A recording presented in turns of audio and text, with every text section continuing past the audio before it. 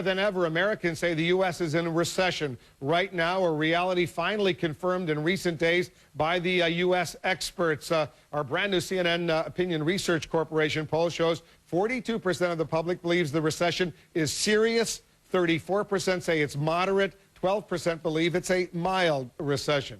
Nearly 4 in 10 of those polled are very pessimistic, saying a depression similar to the one in the 1930s is likely within the next year, but nearly 2/3 of the public in this poll disagrees.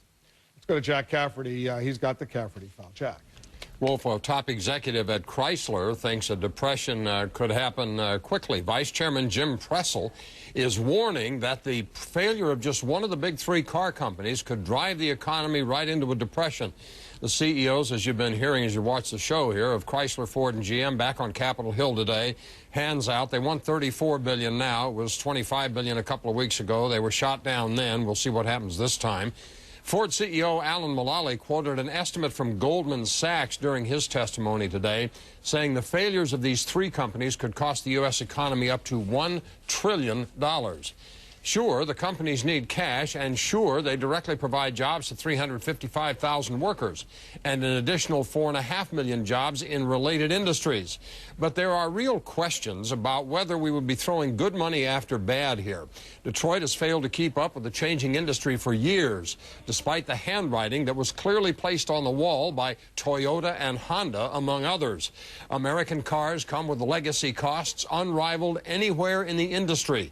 Sales figures released this week, terrible. GM down 41%, Ford down 31%. So Congress is left grappling with whether the cure is worse than the disease. Here's the question. Will the loss of any one of the big three auto companies lead to a depression? Go to CNN.com/Cafferty file, post a comment on my blog. It's the only game in town, isn't it? It's a huge, huge story, and as I say, the stakes are enormous. Thanks, Jack, very much. He's got the Cafferty file. Jack. Really want to read an advice column written by Elliot Spitzer, who threw away the governor's job in New York over some hooker in a Washington hotel. Is that the kind of guy you want to get advice from?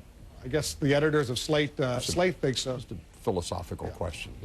Question this hour, will the loss of any one of the big three auto companies lead to a depression? Chris in Georgia writes, I worked in the steel mills in Pittsburgh in the early 80s. A regional depression occurred then. Unemployment 23% when the bottom fell out of the steel industry. That's why it's called the Rust Belt. There was no bailout then. Whole towns were devastated. I survived. I've moved on. The economy, the American people are resilient. It changed the face of Pittsburgh for good. We'll survive the loss of some of the auto industry and move on, possibly come out better than we were before. Nancy in Tennessee, Detroit's waited too long to try to put out the cars that American people want and need. Nothing makes me think their new business models will work now. If the people running these companies knew how to make a profit, they would have done it before getting down to 1 month before going bankrupt.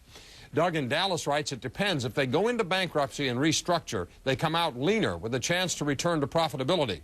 The country has to be prepared for the ripple effect of lost jobs, but they also have to recognize the auto industry's been bloated for years. The only sure thing is the government can't keep bailing them out. I can't afford it. Kay in West Virginia says loss of one will almost certainly lead to the loss of the other two as their suppliers are shared. I'm unsure that anything can stop us from falling into a depression now, given the current state of our economy. Colin in California writes it won't result in a depression for Honda or Toyota. And Craig writes, I say let them fend for themselves. Even if we bail them out, they'll just move everything offshore in a couple of years, citing cost savings. If you didn't see your email here, you can go to my blog at CNN.com/Cafferty file. Look for yours there among hundreds of others, or you can go read an advice column written by the disgraced governor, former governor of New York, Elliot Spitzer. Depends on how much time you have to waste. A lot of